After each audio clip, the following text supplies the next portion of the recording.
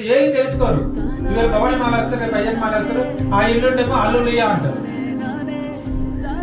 నిజమా కాదా? ఎంతమంది గవర్నర్ యేసుక్రీస్తులకు వెళ్ళిపోయిన వాళ్ళు లేరు. ఎందుకు వెళ్ళిపోయారు? ఆ మాల అయితే వేసుకున్నారు, మాల గురించి ఏం తెలుసుకోలేదు. మాల అయితే వేసుకున్నారు, దైవం గురించి ఏం తెలుసుకోలేదు.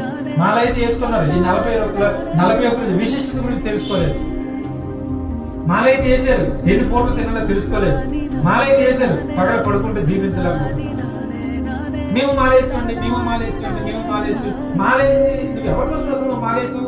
నేను నా కోసం వేసుకున్నాను, నా కుటుంబం బాగుంటుంది నేను వేసాను. నీ కుటుంబం బాగుంటుంది నువ్వు వేసుకున్నావు. అవునా కాదా? నీకు ఎవరైనా బ్రతులాడు కదా మాలేయమని? నేనేమో చెప్పాను, మీకు ప్రజలు చేశానా?